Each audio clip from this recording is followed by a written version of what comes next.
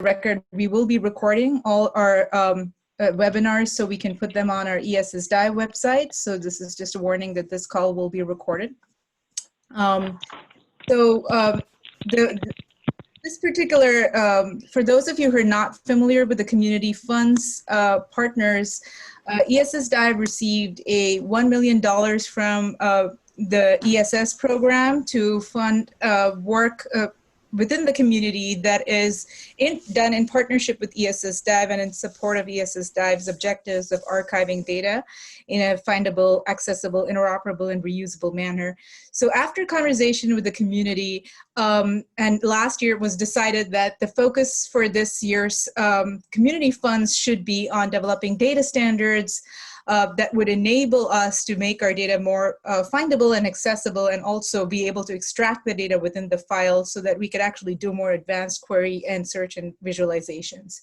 So today's webinar, we're going to hear from the first of our community funds partners. This is the Oak Ridge Group led by Terry Velikat, but also has Ranjit Devarakonda, Sue Hines, and I might be missing a few people here, so I think Terry will introduce her entire team here. They have been working on what is called file-level metadata standards and CSV data standards, and this is going to be the base standard for a lot of file submissions to ESS-DIVE. So describing what the files are, what they should look like, as well as particularly for CSV files, which we get a lot of data submitted in that format. So without further ado, let me hand it over to the Oak Ridge team. Terry, are you ready to share your screen here? I hope so. Can you hear me? I've got a headset on. We can hear you fine, okay. But we cannot see your screen yet. Okay.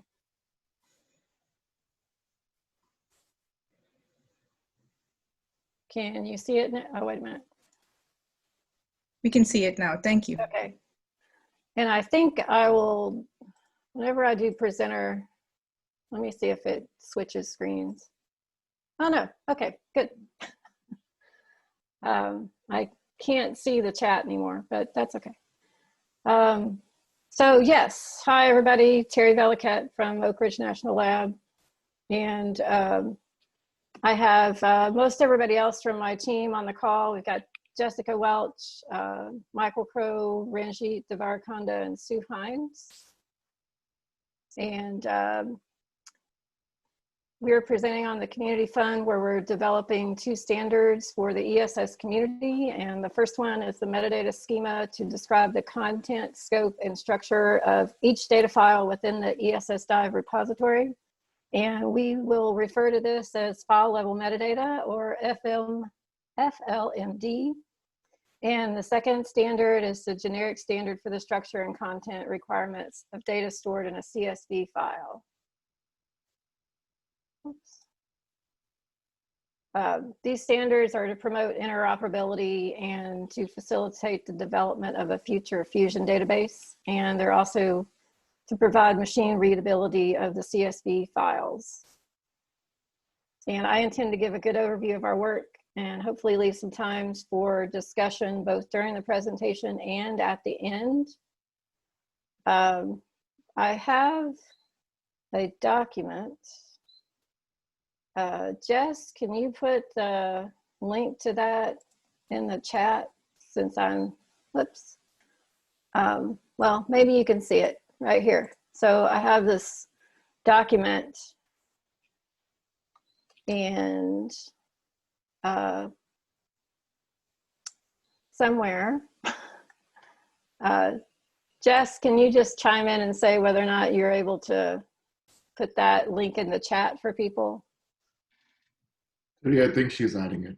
Okay, thanks. I can't see the, as I said, I can't see the chat screen anymore. So we've had some rounds of feedback, and we're trying to reach the larger ESS community, and we need more feedback from the ESS community, and we need agreement across the community on this first phase of implementation for the CSV standards and the file level metadata fields. And this is important because the community standards for the metadata and the data are the building blocks for the better data search and discoverability, and for what we talk about with the data model integration, further analysis, and visualizations. So here's my plea. Please send me an email, enter your name in chat, and Sue or Jess will note it, or go to the notes in that Google Doc, that link we just shared, or if you just want to, if you can't do any of those right now, you could unmute at some point or at the end and say, please add my name, and we'll do a one-on-one session or a small group session with your group to go over these proposed standards and get your input. Ideally, we'd like to meet between now and July 16th. These standards are due, I believe, in the middle of August. So let me just show here an example of what file level metadata can look like from a data one example. So the file level metadata is description of the individual files that are the larger part of the collection.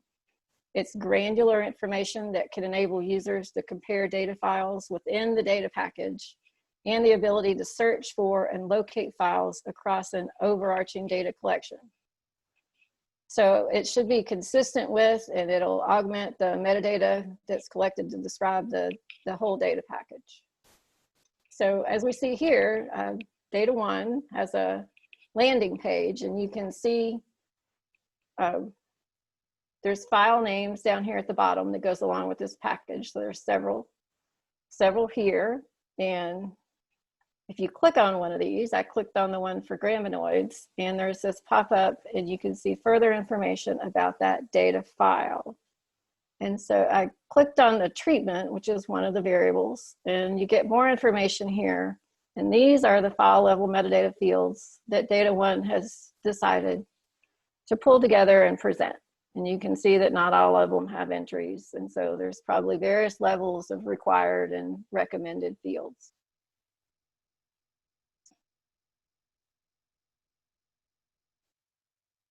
And for our other standard that we're working on for the CSV, it's for the data package can have one or many of these data files, as I mentioned. And we're working on like a generic CSV. And then there are other people in this community fund project that are working on different domain specific CSVs. And we'll work together and coordinate on these commonalities for standards and structure across these CSV files. And so to help data providers, we will provide a sample template as well as some verification scripts. And the CSV checker and file level metadata parser that we'll provide is actually a Python script that can read and parse fields from popular file formats, such as the CSV we're working on here, and NetCDF and Excel. And so the output metadata is a JSON, and it can be configured to update the source file or actually produce an external companion file. If anybody has questions as we go along, just chime in. And Jess, if you see any questions popping up in the chat or in that document, let me know.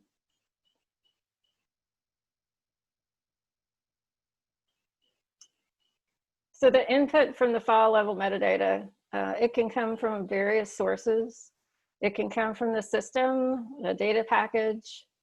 It can come from a single data file or from multiple data files, or it can be provided by the data provider.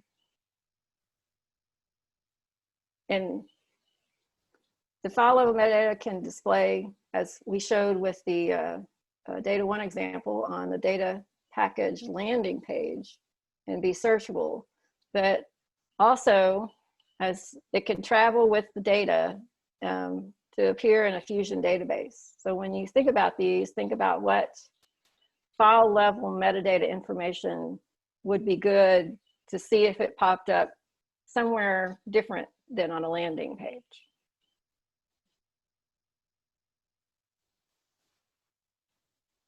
This is to just point out that at this point, we're talking about the file level metadata fields, but we're not quite sure how ESS-DIVE is going to implement these. So that's going to be a discussion as well. We saw data 1 has some system. I don't know what that is. And Charu may be able to elaborate on that further, but it could be another text file. It could be some other GUI interface. At one point, we had mentioned putting it as headers in the CSV, and that seemed to be not popular. So but that's still up in discussion. So it's hard to kind of think about this and not how it's going to be implemented, but just know that these are the fields we'd like to see, and then later we'll figure out how that's going to actually happen.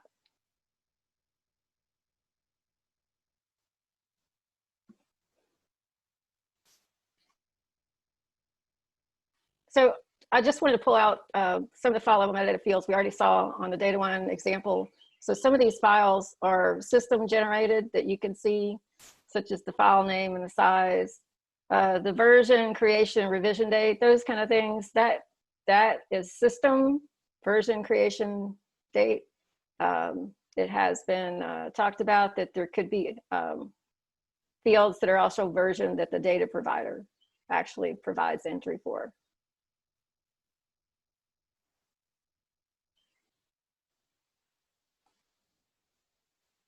These are fields that came from the package level. We also saw those on the package on the landing page, but these seem like fields that would be good to travel with that data file.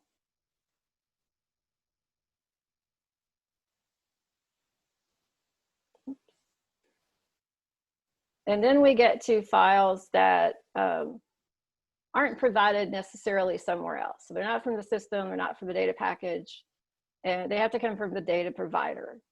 And so these are the ones that we propose are the minimum required fields that the data provider will provide. Again, not sure exactly where, but these seem like the ones that would be very helpful. And most of them are ones that you're already providing if you're doing a data dictionary. So you have the names, the units, the description of the variables, and then file description seems important because if the file is, if you're looking even at a landing page and you have 15 different data files, it would be helpful to have a description of what's in each one of those files. I mean, you can kind of get a description by looking at the documentation if you want to go open that and read.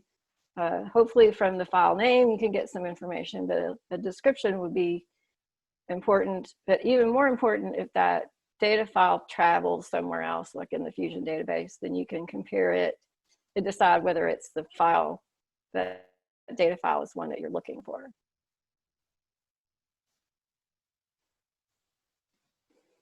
These are ones that could be required or optional. It seems repetitive, but some of these they exist at the package level, but they could have different entries at the file level.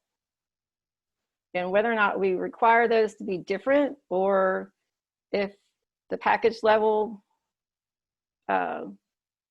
entries for these travel with the package, or if only the ones from the file level travel. That's something also that we're in discussion about. And here you can see where version shows up again. This is where I was saying that maybe the data provider has a version for the data file, which could be different than the ones that whenever you upload it to the system is keeping track.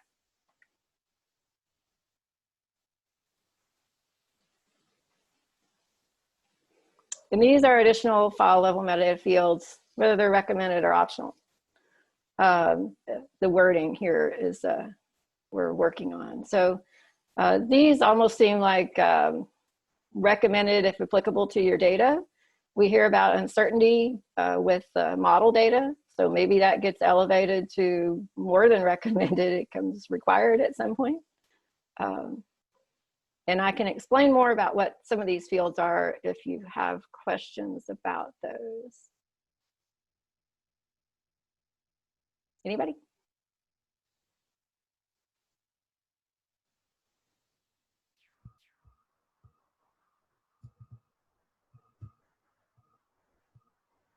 All right, and I've mentioned that some of the data could be extracted from the data file, and these are ones that could be extracted from the data file.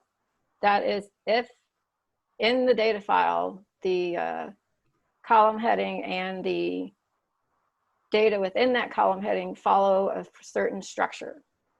Otherwise, it wouldn't be able to be extracted. And we include those formats and structure within our CSV standard that we're proposing.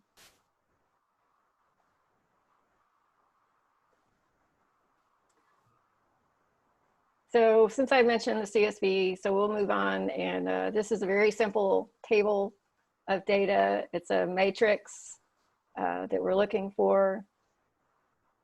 And I'll just mention a little bit about what we're looking for CSV standards and structure. So we recommend, just for usefulness, to provide a unique and descriptive file name, and to follow the US ASCII character sets.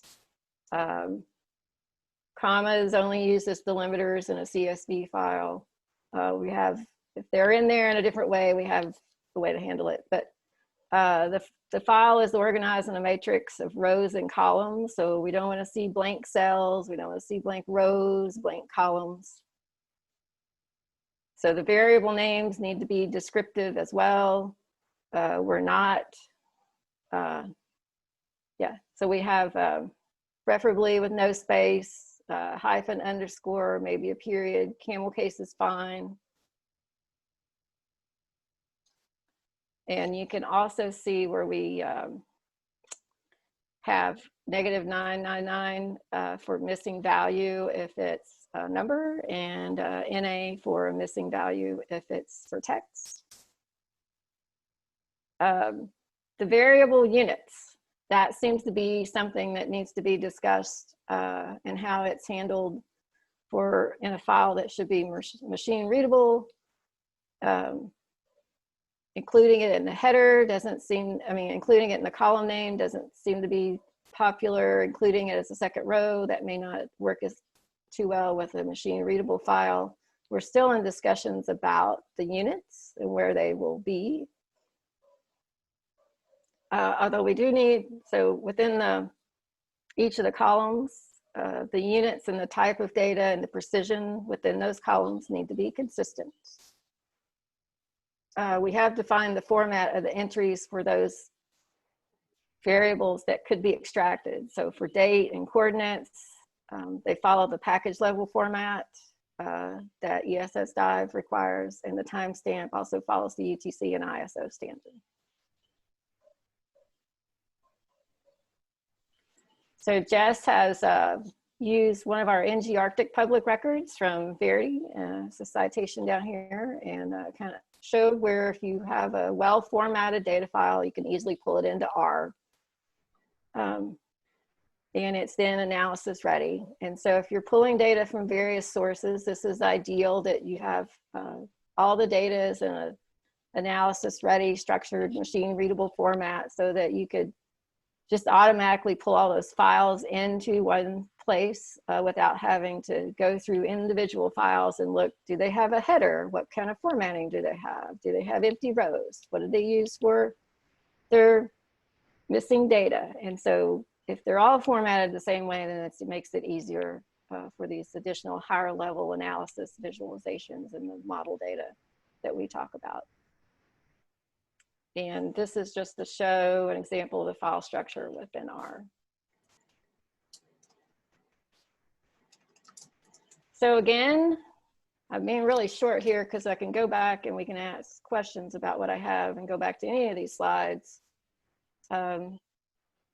What we really need are people to provide feedback and to set up meetings with some other people across the ESS community. We've talked to the other community fund people, we've talked to some other PIs and researchers at ORNL, and we've reached out to a few other people, but we need to reach the broader community so that we agree on what file level metadata fields and CSV standards and structure, because for ESS-DIVE, they really want to know what the community is going to agree to do.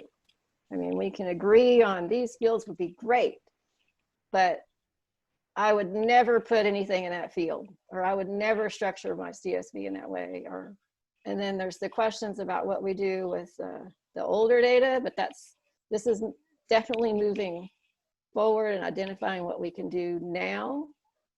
Discussing about older data, we know that's a need, and I don't have all the answers. I don't have answers for that one. Please provide your name and contact, and I can talk to small groups and get this feedback and get this moving so that the ESS-DIVE can implement this and make our data all more searchable and more discoverable. That was very speedy. Nice job, Terry. It's Jess, and I'm going to read you some questions unless I'm assuming they want them read because they're in the chat. So Nancy Marino asked everyone, how does the IGSN ID fit into the proposed standards? That's for the IGSN. Is that for the sample data? Yeah, that's for the sample data. Joan, if you could just explain your answer to everybody, that would be helpful. Thanks. Yeah, hi. So everyone, all of the community funds groups are working on their individual standards, and as we move forward, we will be making sure that all of them are complementary and interoperable. And currently, from what I see in the standard, the file level and CSV standard, if you're following the sample ID and metadata guidelines that we've started with, it should mostly be compliant. And as we do publish the final standards, they will be completely interoperable and kind of complementary across different standards. Thanks, Joan.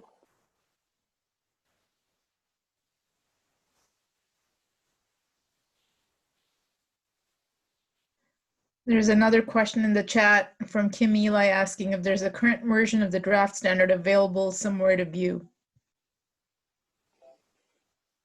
We are on the file level metadata or the CSV?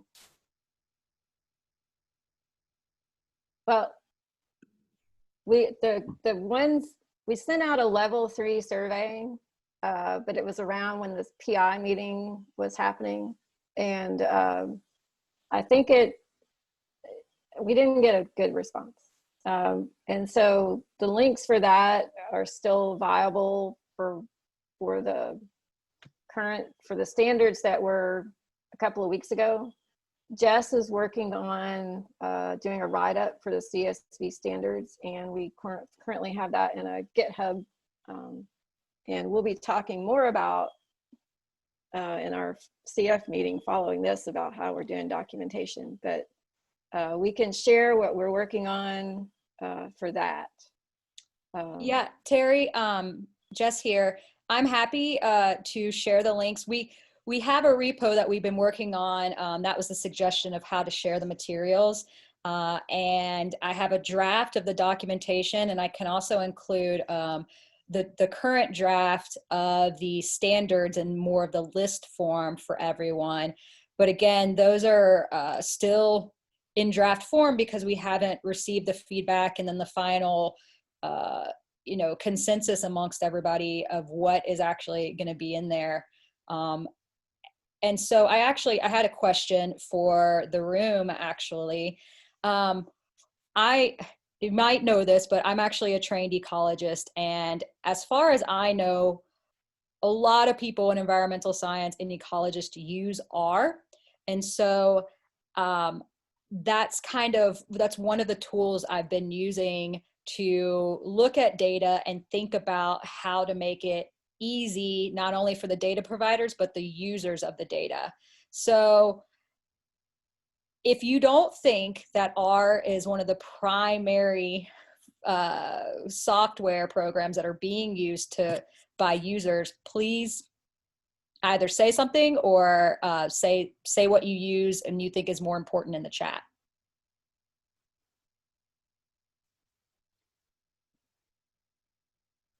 Cool.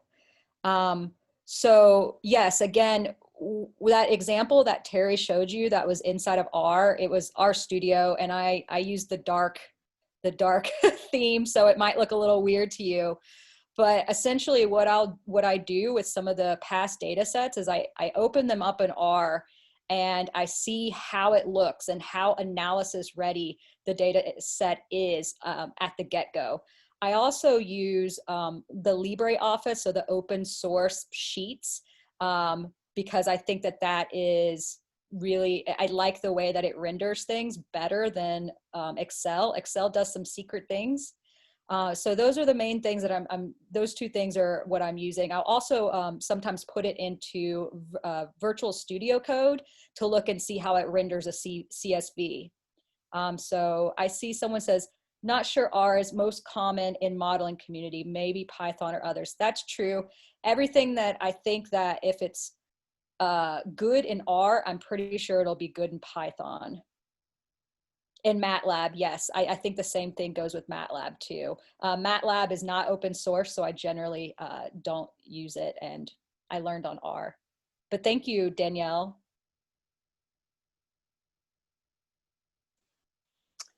I've managed to pull up chat, and I see, Charu, you're asking about the slides with is it the recommended or the proposed minimum required? It was the proposed minimum required, just so everybody can see that. That's kind of the base level of information that we will be requiring. So I just want everybody to get a good look at that and raise any issues if they see some. Yeah, and let me explain a little bit what we're saying with the missing data value. Reiterate that what we have listed is negative 99994 nines for the missing data, and an NA for missing text. And so if there are reasons that differ as to why the data is missing, that can be included somewhere else. There could be codes that you have somewhere in this other documentation for the file level metadata. Sometimes we have even another column that we've seen people in our data group will make a flag column. And then those codes will flag reasoning why data is missing, but the missing data column always has the same missing data value. You're not putting the coding system within the data. So if you want to delete a column, you can delete a column or put that out in the data variable description. So missing data, you know, in this field means that, you know, the instrument just lost the coordinates or something like that. Hey Terry, this is Danielle. Thanks for the nice presentation. I was thinking about this missing data value and using negative 999. I mean, we do that in Ameriflex for sure. And it works most of the time. We do have a couple of observations that we have trouble with because the range of acceptable values is, believe it or not, includes negative 999, the 4 nines. So just throwing that out there, like I'm just wondering if there's some data types that eventually the negative 9999 will not be a great fit, and how to think about that. That's a good point. Carrie, are you good with that, or you want me to say something?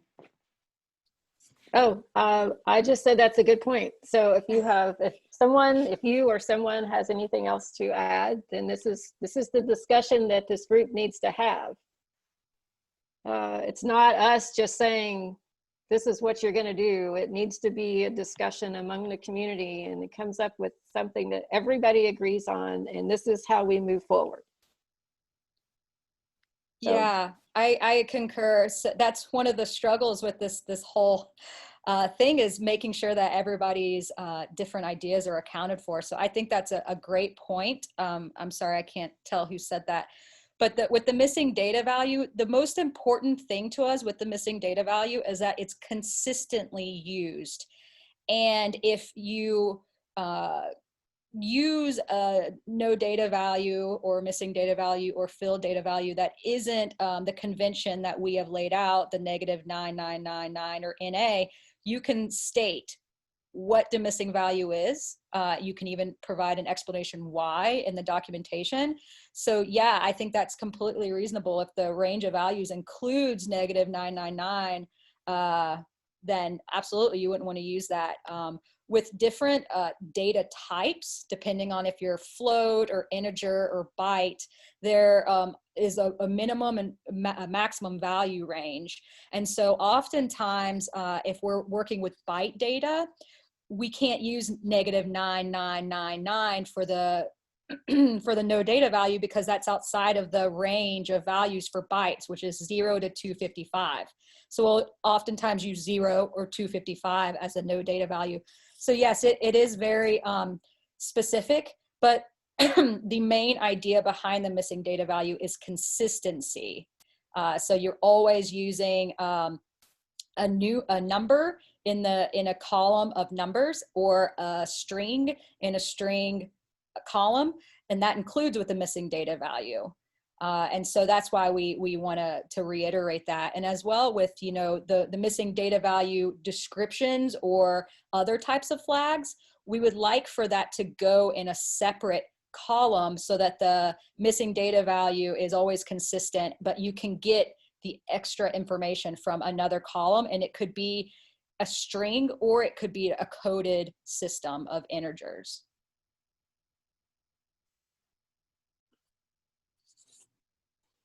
Amy, did that answer your question, or did you want to ask it to unmute and ask if it didn't? I think that covers it. Thank you. Okay.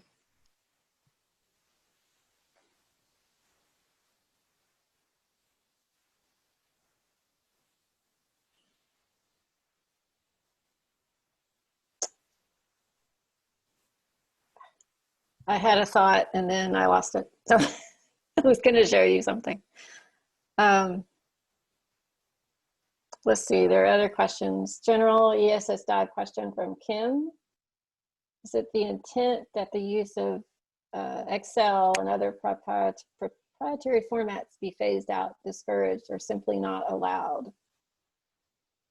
I think we're promoting the use of CSV, and Char, you may want to say otherwise, but yeah, we're promoting the use of CSV instead of Excel, since Excel is a proprietary format and also doesn't preserve well in the long term, especially with different versions of Excel coming out, and CSV is more open and free standard. So that's really the reason.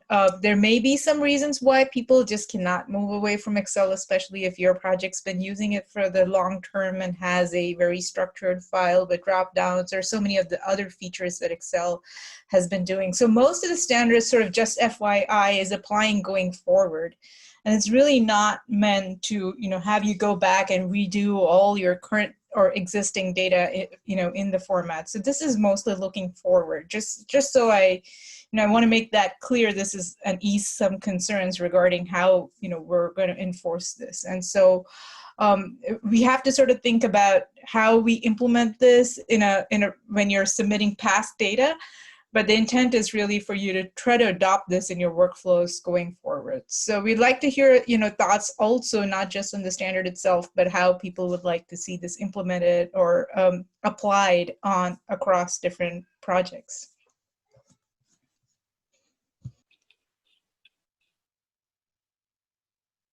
And we were wondering, just thinking forward as well, that if you had data in the Excel or prior format, or even different formats with the file level metadata, if there's some kind of GUI entry or the text entry that the data provider could enter information into those fields that would be searchable, for the Fusion database search, even if the data files may not be meeting whatever CSV standard or other standards that are out there.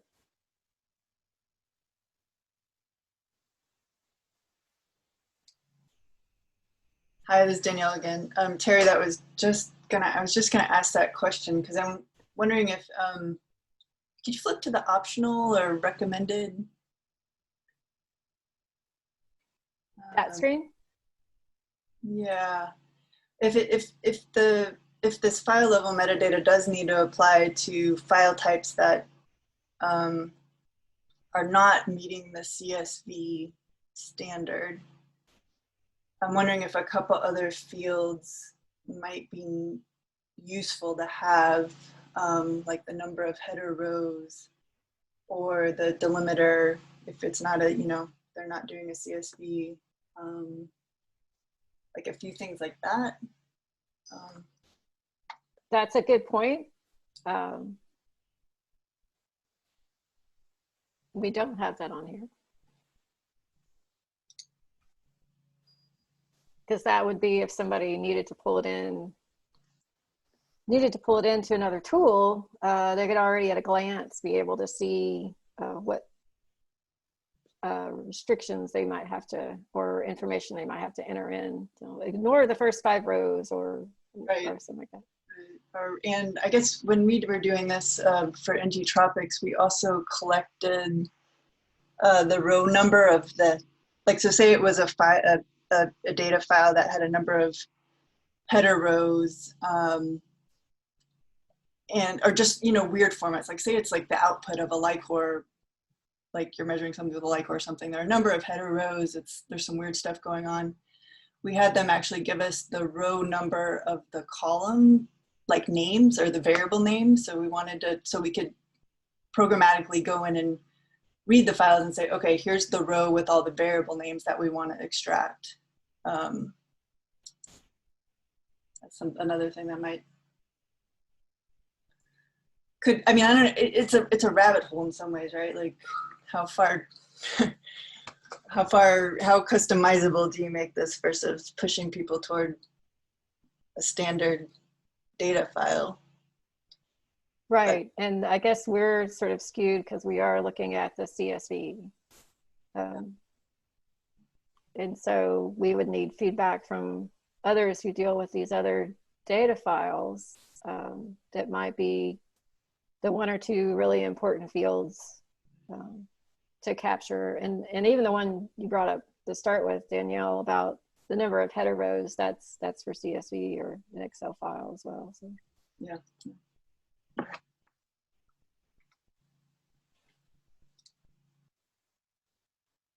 Anyone else on that topic? There's another question in the chat about what does file quality refer to, from Kristen.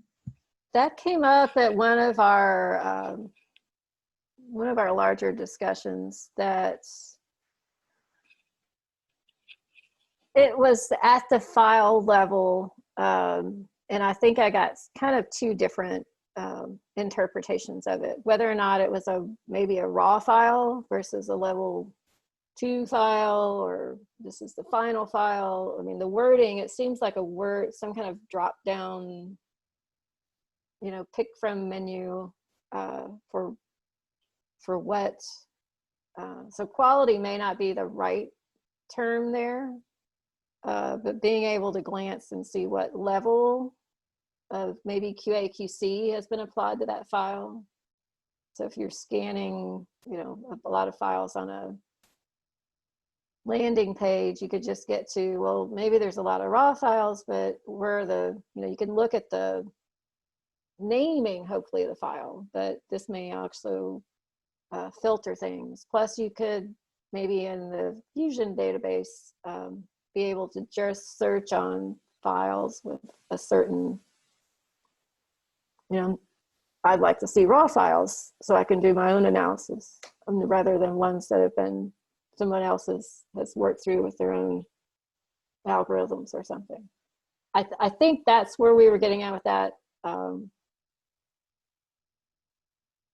and it may not be something that we need, but it was something that has come up. And so I don't have a good definition as to what would be there. So again, these are Yeah, I just wanted to point out that we did bring that up last time, and I actually strongly think that this is a very important field to have some kind of description on the data quality within that file, whether, like you were saying, whether it's raw or a description of any quality assessment protocols that have been conducted on that.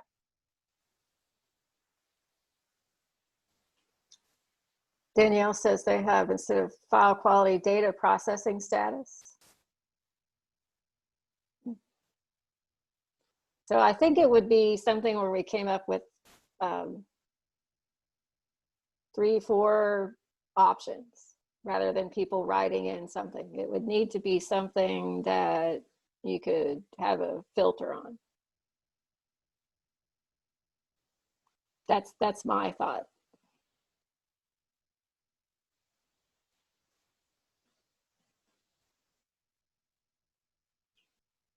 Okay, so data processing status. We have several people who like that term. With the controlled vocabulary, yes. 4 levels, okay, of for data processing status. Danielle says they had 4 levels to choose from. This is Charu. Actually, sort of from our experience doing data synthesis across various sources, and Danielle is familiar with that, you know, having controlled vocabularies and file quality, or the quality flags itself, is something I think, you know, we need to have a bigger, broader discussion across the community. This is done in a very variable way across many different data sources, like the USGS, for instance, has provisional and accepted, and then other data sources have, like NASA has various level 1s, level 2s. And so we just, you know, it's really hard to synthesize data when you don't know how good it is. And you're basically, are you comparing apples to apples or not in terms of the data processing? So it is very important, I think, as a field, but also I think we might need to have sort of an in-depth discussion on just quality flags. It might be, you know, broader than just the FLMD standards. It applies to all our data sets. So this, as with maybe some of the other fields, or we can, in our role with defining the file level metadata fields, we can say people feel strongly about having something called file quality or data processing status, and what is put in that field needs to be determined at a broader group. But I don't know that that's going to happen before we submit what we propose as the final community agreed upon standards. So I see that as a next step. And there may be other fields that, like you were just mentioning, the variable quality flags, where we put units. Units are important. Where are they going to go? That sort of thing.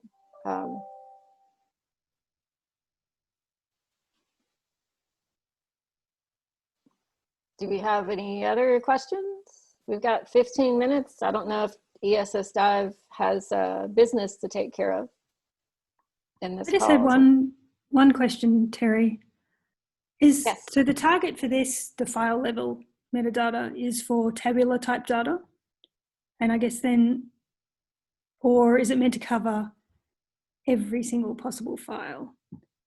And if it is just for tabular data, then perhaps I guess a general ESS-DIVE question is there thoughts on future standards for things like imagery or other geophysics products or remote sensing type things that are not covered by tabular data?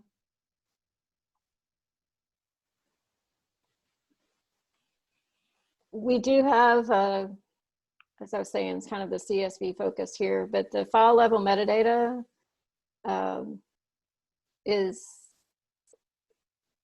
should be for broader than that. I believe, is that because it would be for individual files no matter what the files are. And I know if you have an image with all your phenocam, we're not going to have things on this page. So maybe this goes back to asking people who are more familiar with the other types of data, what are we missing? Like Danielle pointed out, is there a field or two that helps when you're looking at a landing page, determine which kind of, to delve more into the data files that are there. Unless we're only looking at now for this more tabular form and implementing, is this a phase 1 approach? Because we're kind of doing this in steps. I guess I keep coming back to you, Charu, as to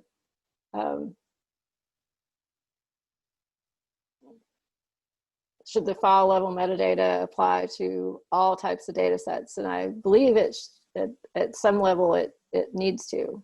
And Jess is on with, she works some with a DAC, and she has seen file level metadata there. I think the intent is to make it broadly applicable to all file submissions unless there's a reason for an exception. You know, since you sort of brought up the implementation earlier, we haven't really, fully discussed how this would be implemented, but the general idea is that we would have parsers, first of all, checkers, so that if somebody submits these files, that we would instantly be able to tell you whether it's meeting the required formats or not. And then once it's submitted, the idea is to write parsers for not just the FLMD, but all the data standards that are emerging, and be able to read this into a Fusion database. So I would think that this is sort of one of the base standards that will apply across almost all files that are being submitted. If there's a reason why it shouldn't apply to a particular data file, this would be the time to speak up and explain why and what concerns you have.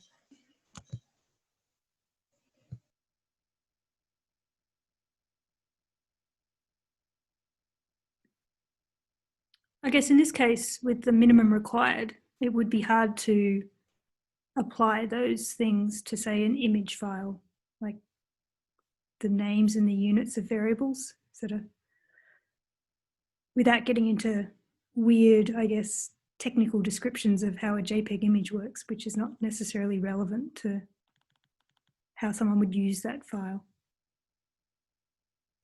Hey there. I can't tell who was just speaking, but one suggestion for that, again, we've been, kind of working from the idea of like, CSV data, but for data like an image, it could be that when you go to upload a file, you can tell it, or it can detect, when you upload the file, it'll detect, or you can tell it what the extension is, and then the minimum requirements will change. Like, does that make sense? Yeah, thanks, Jess. Sorry, this was Kim talking about Kim, that before. okay, cool. Yeah, that would be, I guess, really, really cool. Good notes for implementation. Yep. Let's see, Emily has a question. Can you describe an example of when the field in the package level metadata would be different from the same field in the file level metadata? And will there be a way to clarify why these fields are different? So there could be a data package where you've been out maybe different years, maybe different times of 1 year, and the data files that make up that whole package, you give, for the package level, you give the beginning and end date of everything that's in the package. And so those different files, you may have been out for whatever reason, instead of including them all into one long file, you have different days where you were out in the field, or even different years, time span. So it could be useful to, at the file level, give the start and end date of those individual files rather than the start and end date of a larger package, especially if those are over 5-10 years difference, or if they're over different seasons. And then for contact, that could be, you've listed everybody at the package level, and then you've got the primary contact for that, but there could be someone else within that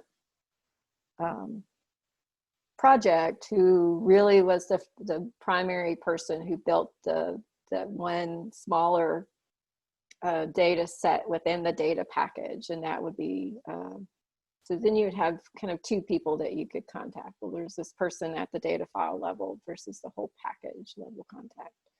That was the thought on these. The other thing with the extraction tool is that if your data files are formatted, this is an aside from that, if your data files are formatted so that the start and end dates could be pulled out of a data file, then it could pull those out and populate those for you.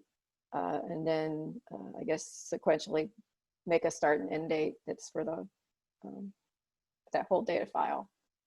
How you clarify which ones these are, that would be implementation, and that would be very important to know that this is from the package level versus this is from the file level.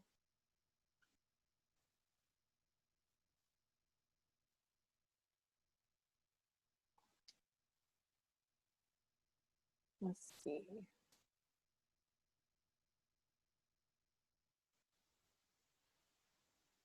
Danielle has just a note about file level metadata with time zones and UTC offset. And we have a recommended way of recording or entering your information for time, and then if you vary at all, you can include different time zones also in the data file, as long as you have the recommended one. I don't know if that's answering your question. Well, I don't think I really mentioned that we do have a structure for time. Yeah, I guess my question, I couldn't remember, Terry, if that included the time zone. Like sometimes you can have ISO formats, right, that don't have the time zone indicated. I don't know off the top of my head, but we'll make note. Look. I believe that's the case. Yeah. And Jones says an individual file may cover, oh yeah. She's given an example back to Emily's question about when file level and package level may be different. Individual files may cover a different place on the ground as well than the whole package. All right, we're down to about 5 minutes. Do we have any volunteers in our document that's going to help us out with feedback? Carrie, if you can, or Jess, if you could just pop that link again into the chat window. For those who joined late, they would not have seen the early link that went around. And if you could just explain again for the people on the call what that is and what you want them to do. All right, I pulled up on the screen. I hope you can see. There's a document, and if Jess, I guess she has. I sent out an email that I don't know if it went to everybody. I think some of the groups I didn't have permission to send emails to, but I sent out a link to the community and the presentation for people. So what I would like here are volunteers to participate in getting feedback on the proposed file level metadata and the CSV standards that we have come up with. I can schedule one-on-one sessions or with your small group. Like Danielle, if you've got several projects, you could represent those, or you could pull in a couple of other people that you think might want to talk. But we're trying to reach consensus across the community as much as we can. And if you know of people who weren't able to make this call, who you think might want to get feedback from other projects, then let me know.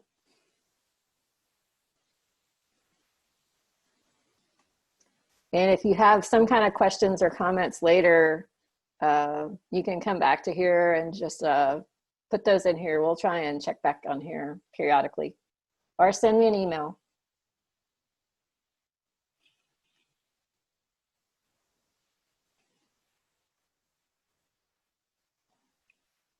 Final thoughts, questions?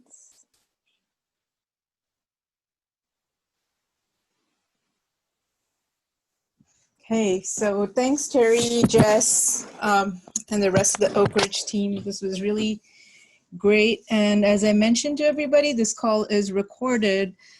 So all our webinars are put up on our ESS-DIVE website. So for those of you who know people who couldn't make this, please, once this is up, you can refer them back to this recording. And our plan is that all the rest of our emerging standards will also be presenting webinars on their respective standards to get feedback in this similar format. So keep an eye out on that if you're interested in the rest of the data standards that ESS-DIVE is working on. So with that, we just have a couple of minutes left. If anybody has any last burning questions, feel free to ask it now. Otherwise, we'll see you in July for our next monthly webinar.